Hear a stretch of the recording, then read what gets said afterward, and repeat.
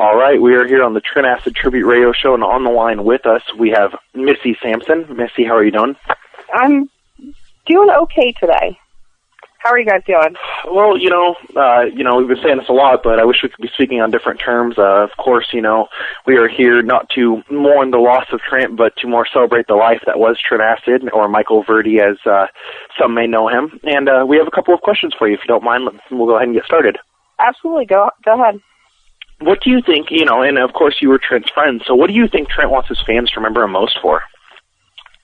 I think Trent would probably want his fans to remember him most as somebody who was so full of life, had a tremendous sense of humor, and a work ethic in the ring that is probably hard to find in most other people.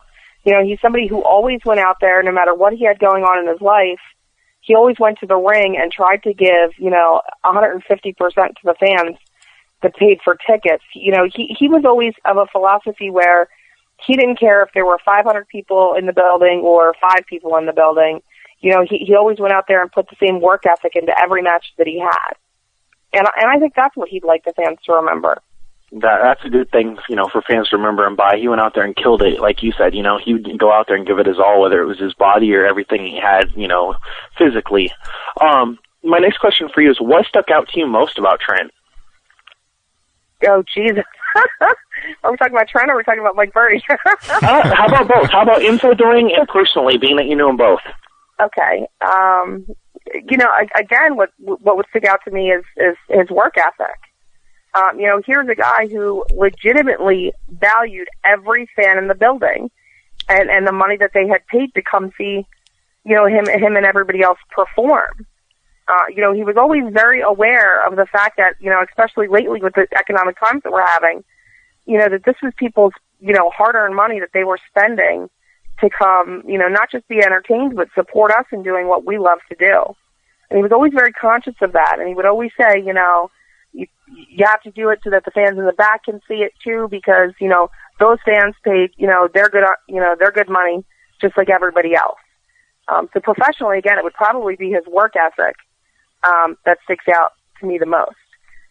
Personally, I would say what sticks out to me the most was Mike Verdi was a viciously loyal friend.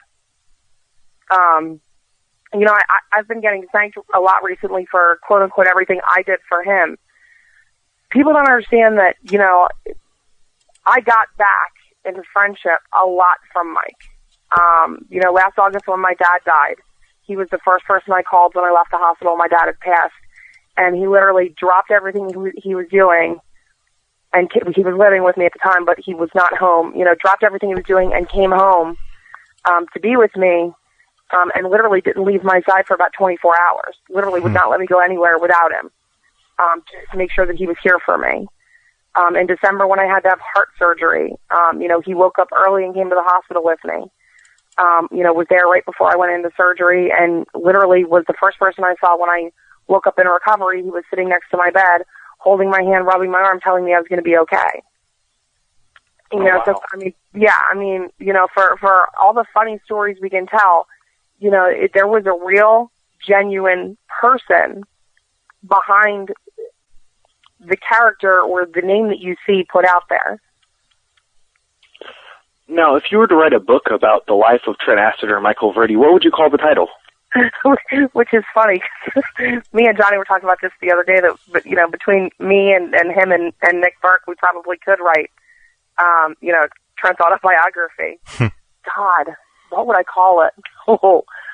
I have so many, all I could think of at the moment is so many little funny one-liner little quotes that were his. We could probably call it "Leaves the Ships." Can we curse on here? Yes, you can. Oh, okay, good. Whew. We could probably call it "Let Me Find Out." I mean, he used to have these little random quote things that would just, the middle of nowhere, he'd come up with something out of nowhere. So, I would really have to put some thought into that.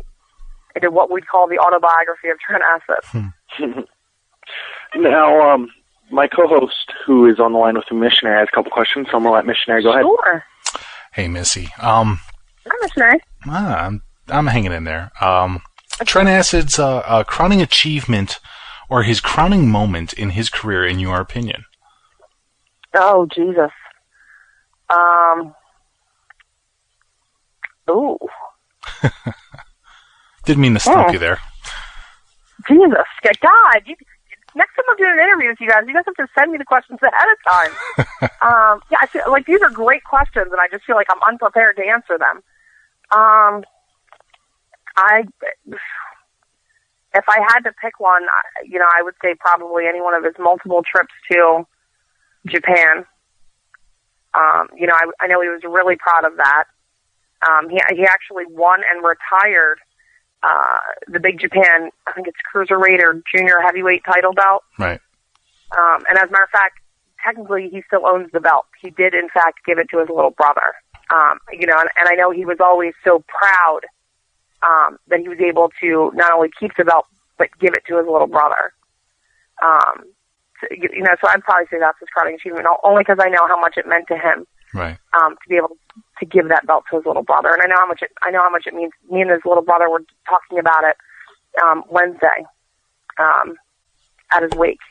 So I know how much it meant for him to be able to give that to his little brother, and I know how much it means to his little brother to have it. So I would probably say that. What was Trent's biggest goal in life? Trent's biggest goal in life was, I know he wanted to get, he plays music, he used to play music, well, it's so hard for me to speak of him in past tense. Right. But, he had a childhood friend that he grew up with by the name of George. They had started a band called Human Slate. And I know that, recently, in the past year and a half, he really wanted to dedicate himself to his music. I mean, I can understand that most people here have not heard him play or have not read or heard any of the songs that he wrote. I, on the other half, was blessed for both.